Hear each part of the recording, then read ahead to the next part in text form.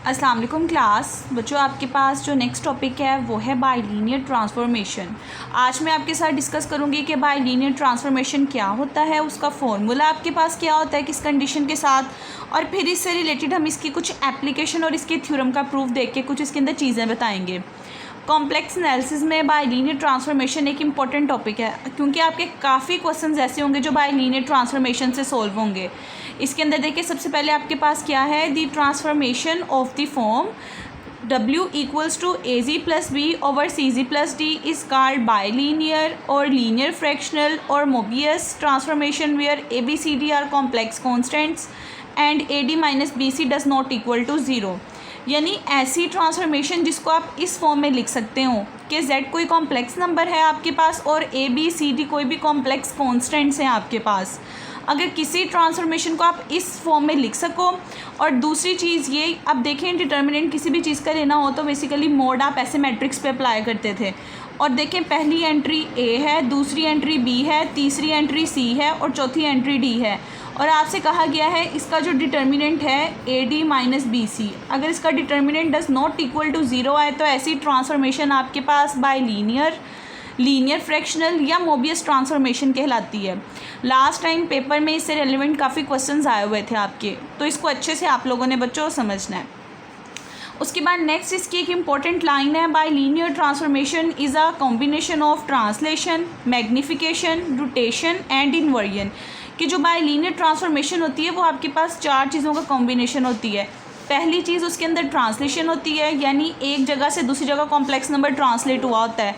Second चीज़ ये कि magnification होती है, यानी कोई भी कॉम्प्लेक्स नंबर होगा उसके साइज़ पे फ़र्क पड़ेगा, या उसका साइज़ बढ़ेगा या उसका साइज़ छोटा होगा। थर्ड चीज़ ये कि आपके पास रोटेशन होती है, यानी अगर एक कॉम्प्लेक्स नंबर किसी एंगल के थ्रू यहाँ पड़ा है तो ये ट्रांसफॉर्मेशन अप्लाई करने के बाद उसका एंगल रोटेट हो जाएगा। और फोर्थ चीज़ इसके अंदर इन्वर्जन होती है। इन्वर्जन का मतलब ये होता है कि अगर एक कॉम्प्लेक्स नंबर है, ट्रांसफॉर्मेशन अप्लाई करने के बाद वो 1/z की फॉर्म में ज़रूर आएगा, यानी अपना इन्वर्स हो जाएगा। इन्वर्जन बेसिकली इन्वर्स प्रोसेस होता है आपके पास। उसके बाद इससे रिलेवेंट एक थ्योरम है जिसके अंदर हम ये चीज़ शो करवाएंगे कि बाइलीनियर ट्रांसफॉर्मेशन के अंदर ये चारों चीज़ें अकर होती हैं, ट्रांसलेशन भी, मैग्नीफिकेशन भी, रोटेशन भी और इन्वर्जन भी। अब किसी भी चीज़ में ट्रांसलेशन कब होती है, हमें कैसे पता चलेगा कि कोई कॉम्प्लेक्स नंबर ट्रांसलेट हो गया है? अगर आपके पास कोई भी कॉम्प्लेक्स नंबर है, उसके अंदर कोई चीज़ ऐड हो रही है या सब्ट्रैक्ट हो रही है, अगर ऐसी कोई कंडीशन आ जाए इसका मतलब ये होता है कि उसके अंदर ट्रांसलेशन हो रही है। अगर कोई भी कॉम्प्लेक्स नंबर है उसके साथ कोई भी चीज़ मल्टीप्लाई हो रही है, इसका मतलब ये होता है उसके साइज़ पे फ़र्क पड़ेगा। अगर पॉजिटिव नंबर होगा तो साइज़ बढ़ेगा, अगर नेगेटिव नंबर होगा तो साइज़ कम होगा, इसका मतलब ये मैग्नीफिकेशन होती है। अगर प्लस माइनस के साथ आ जाए इसका मतलब ट्रांसलेशन होती है। अगर कॉम्प्लेक्स नंबर के साथ कोई नंबर मल्टीप्लाई हो जाए इसका मतलब ये कि मैग्नीफिकेशन होती है। और अगर कॉम्प्लेक्स नंबर 1/z की फॉर्म में आ जाए तो उसको आप कहोगे ये आपके पास इन्वर्जन हुई है। रोटेशन के लिए कोई कॉम्प्लेक्स नंबर, इसमें भी यही कंडीशन बेसिकली होती है मैग्नीफिकेशन की तरह, कि कोई कॉम्प्लेक्स नंबर के साथ कोई और कॉम्प्लेक्स नंबर मल्टीप्लाई हो जाए तो आप कहते हो रोटेशन भी हो रही है। तो ये चारों कंडीशंस को आपने अपने माइंड में रखना है, फिर ही हम बता सकते हैं कि कहाँ ट्रांसलेशन हो रही है, कहाँ मैग्नीफिकेशन और कहाँ रोटेशन और इन्वर्जन हो रही है।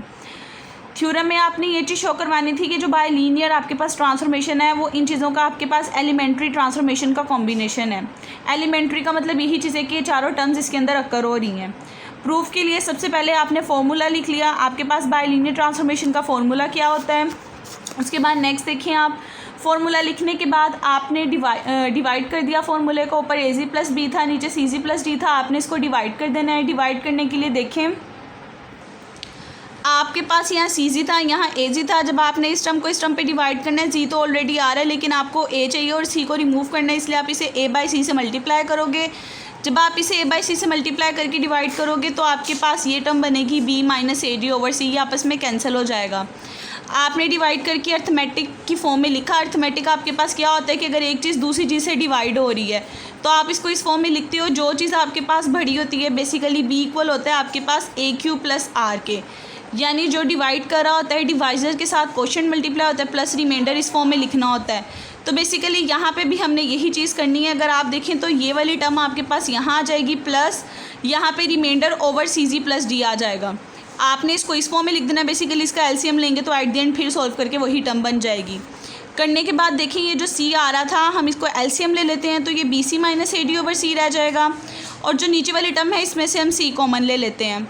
ये कॉमन हमने इसलिए लिया है ताकि ये वाला सी और ये वाला सी कंबाइन करके इसको इस फॉर्म में कन्वर्ट कर दें।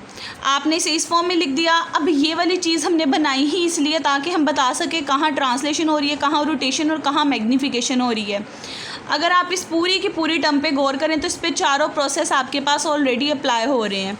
कैसे हो रहे हैं देखें, एक सिंपल नंबर था कॉम्प्लेक्स नंबर जी, ट्रांसलेशन उसके अंदर यहाँ पे अकर हो रही है। मैंने आपको बताया किसी भी कॉम्प्लेक्स नंबर के अंदर कोई चीज़ ऐड या सब्ट्रैक्ट हो रही हो इसका मतलब ट्रांसलेशन हो रही है।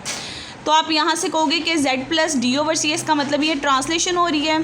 सेकंड चीज़ देखें, ये 1/z+d/c है। इसका मतलब ये जब z+d/c से 1/z+d/c में कन्वर्ट हुआ है तो यहाँ पे इन्वर्जन हो रही है। ट्रांसलेशन भी हो गई, इन्वर्जन भी हो गई। उसके बाद देखें 1/z+d/c के साथ c² मल्टीप्लाई हो रहा है, बल्कि इस पूरी की पूरी 1 टर्म के साथ आप देखें bc - ad/c² मल्टीप्लाई हो रहा है।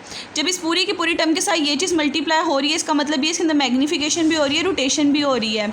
मैंने आपको बताया था किसी भी कॉम्प्लेक्स नंबर के साथ जब कोई चीज़ मल्टीप्लाई होती है तो उसके अंदर मैग्नीफिकेशन अकर होती है, और बेसिकली कोई कॉम्प्लेक्स नंबर के साथ कोई कॉम्प्लेक्स नंबर ही मल्टीप्लाई हो तो रोटेशन भी होती है। इस वजह से मल्टीप्लिकेशन के प्रोसेस से आप कह सकते हो मैग्नीफिकेशन और रोटेशन भी हो रही है। अगेन इस चीज़ के अंदर एक और कॉन्स्टेंट कॉम्प्लेक्स कॉन्स्टेंट ऐड हो रहा है तो अगेन इसके अंदर ट्रांसलेशन हो रही है। तो ये जो पूरी की पूरी टर्म बनी थी इसके अंदर ये चारों प्रोसेस स्टेप बाय स्टेप आपके पास अकर हो रहे थे। ट्रांसलेशन भी अकर हो रही थी, इन्वर्जन भी अकर हो रही थी, मैग्नीफिकेशन और रोटेशन भी अकर हो रही थी। डैट्स वाई इन सारी टर्म्स की वजह से आप कहोगे कि ये आपके पास जो बाइलीनियर ट्रांसफॉर्मेशन है वो एलिमेंट्री एलिमेंट्स का आपके पास कॉम्बिनेशन है जिसके अंदर ये चारों टर्म्स अकर होती हैं।